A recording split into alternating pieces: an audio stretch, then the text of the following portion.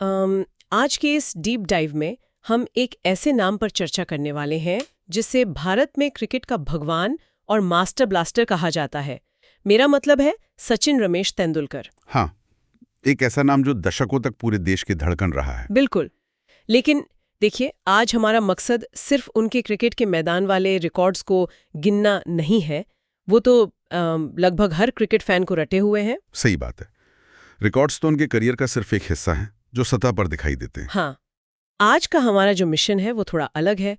हम उस विशाल साम्राज्य, उनकी पारिवारिक पृष्ठभूमि, उनकी हैरान कर देने वाली कमाई और उन दिलचस्प तथ्यों को समझना चाहते हैं जो उन्हें क्रिकेट इतिहास का एक जीता जागता महाकाव्य बनाते हैं। और ये समझना बहुत जरूरी भी है, क्योंकि किसी भी खेल में भगवान का दर्जा पाना इतना आसान नहीं होता। इसके पीछे सिर्फ टैलेंट नहीं, बल्कि एक बहुत ही मजबूत बुनियाद काम करती है। एकदम सही।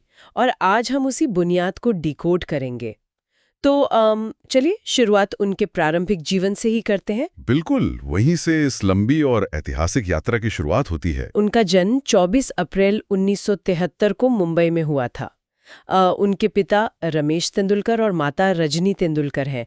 एक बहुत ही साधारण शुरुआत। और उस समय के मुंबई से एक ऐसे टैलेंट का निकलना अपने आप में एक दिलचस्प कहानी है। हाँ, और ये देखना बहुत खास है कि सचिन बचपन से ही कितनी तेजी से उभरे। मतलब उनका टैलेंट शुरू से ही इतना स्पष्ट था कि हर कोई उसे नोटिस कर सकता था। लेकिन सिर्फ टैलेंट ही काफी नहीं होता, उसे सही दिशा की जरूरत होती है। और वो दिशा उन्हें मिली उनके कोच रमाकांत आचरेकर से। आचरेकर सर का जो प्रभाव है उनके जीवन पर, वो बहुत अहम है। सही बात है। आचरेकर सर ने जिस कठोर अनुशासन और लगन के साथ उन्हें तराशा, उसी ने सचिन को एक आम खिलाड़ी से मास्टर ब्लास्टर बनने की नींव दी। और इसी कड़ी मेहनत का नतीजा था कि उन्हें बहुत ही कम उम्र में अंतर्राष्ट्रीय स्तर पर खेलने का मौका मिल गया। जरा उन तारीखों पे गौर कीजिए।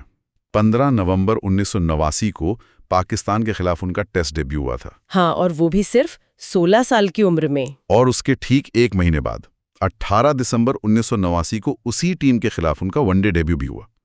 उस वक्त पाकिस्तान की टीम में दुनिया के सबसे खूंखार तेज गेंदबाज हुआ करते थे। उनके सामने एक 16 साल का लड़का खड़ा था।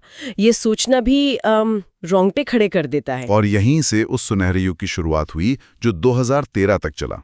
मतलब 1989 से 2013 तक 24 साल से ज्यादा का लंबा अंतर्राष्ट्रीय करियर। 24 साल, ये आंकड़ा अपने आप में अवास्तविक सा लगता है। शारीरिक और मानसिक रूप से ये सफर कितना चुनौतीपूर्ण रहा होगा। बहुत ज्यादा। क्रिकेट जैसे खेल में जहां हर एक मैच में करोड़ों लोगों की उम्मीदों का भारी दबाव होता है, वहां 24 साल तक खुद को फिट और एकाग्र रखना कोई आम बात नहीं है। और उन्होंने सिर्फ समय ही नहीं बिताया, बल्कि खुद को क्रिकेट के बदलते स्वरूप के साथ ढाला भी। 2006 में उन्होंने दक्षिण अफ्रीका के खिलाफ अपना T20 डेब्यू भी किया था, जो ये दिखाता है कि वो पारंपरिक रेड बॉल क्रिकेट से लेकर आधुनिक T20 फॉर्मेट तक हर जगह अपनी प्रासंगिकता बनाए रखने में सक्षम थे। चलिए अब मास्टर ब्लास्टर के उन अविश्वसनीय आंकड़ों को थोड़ा करीब से समझते हैं। बिल्कुल, वो रिकॉर्ड्स जो आज भी क्रिकेट की दुनिया में एक सर्वोच्च शिखर माने जाते हैं। कुल 100 अंतर्राष्ट्रीय शतक, जिसमें 51 टेस्ट और 49 वनडे शतक शामिल है। मतलब ये रिकॉर्ड आज भी महान और अजेय माना जाता है। अगर इसका विश्लेषण किया जाए तो एक खिलाड़ी को 10 शतक बनाने में कई साल लग जाते हैं। यहाँ हम 100 शतकों की बात कर रहे हैं। और रनों का पहाड़ भी कुछ कम चौंकाने वाला नहीं है। कुल 34,357 इंटरनेशनल रन, जिसमें 15,921 रन टेस्ट क्रिकेट से हैं और 18,426 रन वनडे से। ये किसी भी बल्लेबाज के लिए बेहद बड़ा आंकड़ा है। यहाँ सबसे दिलचस्प बात यह है कि ये सिर्फ संख्याएं नहीं हैं। ये उनकी स्थिरता यानी कंसिस्टेंसी का सबसे बड़ा प्रमाण है। 24 सालों तक लगातार हर फॉर्मेट में रन बनाना, ये कंसिस्टेंसी का चरम स्तर है। और इसी स्थिरता ने एक वर्ल्ड कप और कई अन्य अहम श्रृंखलाओं में बहुत बड़ी भूमिका निभाई। 2011 के वर्ल्ड कप में उनके प्रदर्शन को कैसे बुलाया जा सकता है? वो तो पूरे देश के लिए एक बेहद भावनात्मक पल था। ऐसा लगता था जैसे पूरी टीम सिर्फ सचिन के लिए वो ट्रॉफी उठाना चाहती थी। बिल्कुल। उनके इस महान खेल और लगातार बड़ी उपलब्धियां हासिल करने की वजह से ही उन्होंने पूरे देश में क्रिकेट को एक धर्म की तरह महसूस करवाया। और उसी वजह से उन्हें क्रिकेट के भगवान का दर्जा मिला। लेकिन देखिए, इतनी बड़ी शख्सियत होने के बावजूद उनका पारिवारिक जीवन जो है वो बहुत ही अलग और लाइमलाइट से दूर रहा है। हाँ, ये एक बहुत ही महत्वपूर्ण पहलू है जिस पर अक्सर कम बात होती है। ये संतुलन उनकी सफलता का एक बड़ा राज है। तो अगर हम उनकी पत्नी डॉक्टर अंजलि मेहता तेंदुलकर की बात करें, वो एक बाल रोग विशेषज्ञ हैं, यानी पीडियाट्रिशियन। और ये विरोधाभास बहुत खूबसूरत है। एक तरफ वो व्यक्ति जो हमेशा कैमरों से घिरा रहता है, और दूसरी तरफ उनकी पत्नी जो विज्ञान और चिकित्सा के शांत और गंभीर क्षेत्र से हैं। बिल्कुल। उनकी शादी 24 मई 1995 को हुई थी और डॉक्टर अंजलि ने हमेशा एक मजबूत ढाल की तरह परिवार को संभाला, ताकि सचिन का पूरा ध्यान सिर्फ और सिर्फ अपने खेल पर रह सके। और अब अगर हम उनकी अगली पीढ़ी को देखें तो वहां भी एक बहुत ही दिलचस्प आधुनिक सफलता की कहानी बन रही है। हाँ, उनकी बड़ी बेटी सारा तेंदुलकर और बेटे अर्जुन तेंदुलकर। अगर हम सारा की बात करें तो उनका रास्ता आज के समय का बहुत सटीक उदाहरण है। सारा ने अपनी बैचलर और मास्टर्स की पढ़ाई यूनिवर्सिटी कॉलेज लंदन यानी यूसीएल से की है। एक बहुत ही प्रतिष्ठित संस्थान, लेकिन उन्होंने अपने करियर के लिए खेल या चिकित्सा से बिल्कुल अलग रास्ता चुना। एकदम अलग। आज सारा एक बेहद सफल मॉडल और सोशल मीडिया इन्फ्लुएंसर है। कि कैसे सारा ने आज के डिजिटल युग में अपनी एक स्वतंत्र पहचान बनाई है। और उनकी इस नई पहचान की सफलता का आंकड़ा भी हैरान करने वाला है। रिपोर्ट बताती है कि इंस्टाग्राम पर उनकी एक स्पॉन्सर्ड पोस्ट की कमाई 25 से 30 लाख रुपए तक होती है। एक पोस्ट के 30 लाख रुपए? ये आज की इन्फ्लुएंसर इकोनॉमी की ताकत दिखाता है। उन्होंने मॉडर्न स्टारडम को बहुत ही अच्छी तरह से अपनाया है। और दूसरी तरफ उनके बेटे अर्जुन तेंदुलकर हैं। वो पूरी तरह से अपने पिता के नक्शे कदम पर चलते हुए क्रिकेट में अपना करियर बना रहे हैं। हाँ, अर्जुन एक क्रिकेटर है और लगातार घरेलू क्रिकेट खेल रहे हैं। और हाल ही में उनकी निजी जिंदगी को लेकर भी काफी सुखद खबरें सामने आई हैं। अर्जुन की सगाई सानिया चंडोक से हो चुकी है, जो व्यवसाय यानी बिजनेस के क्षेत्र से जुड़ी हुई हैं। बिल्कुल। और बताया जाता है कि दोनों परिवार पहले से ही बेहद निकट हैं। तो ये देखा जा सकता है कि ये परिवार सिर्फ खेल तक सीमित नहीं रहा है। सही कहा।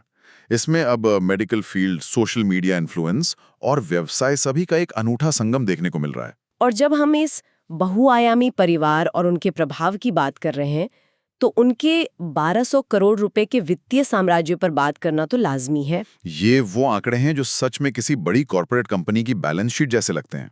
एक अनुमान के मुताबिक सचिन की नेटवर्थ लगभग 170 से 180 मिलियन डॉलर मानी जाती है, मतलब भारतीय रुपए में करीब 1200 से 1450 करोड़ रुपए। 90s के दशक में डेब्यू करने वाले किसी भी पूर्व खिलाड़ी के लिए ये एक बहुत बड़ा वित्तीय साम्राज्य है। उस वक्त क्रिकेट में इतना पैसा नहीं था। बिल्कुल। उनकी लाइफस्टाइल और संपत्ति की बात करें तो मुंबई के बांद्रा इलाके में उनका एक भव्य घर है जिसकी कीमत ही लगभग 100 करोड़ रुपए आंकी गई है। और इसके अलावा केरल और मुंबई में अन्य लग्जरी प्रॉपर्टीज, महंगी कारें, निवेश और फर्नीचर, पूरी तरह से एक लग्जरी लाइफस्टाइल।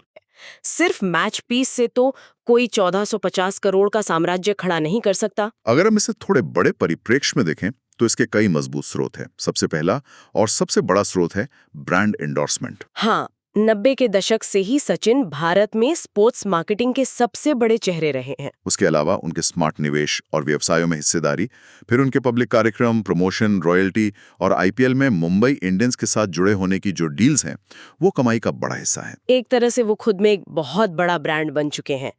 लेकिन देखिए, इस पूरे वित्तीय परिदृश्य में एक बहुत ही दिलचस्प विरोधाभास भी मौजूद है। हाँ, और वो विरोधाभास है उनकी पेंशन का। बिल्कुल।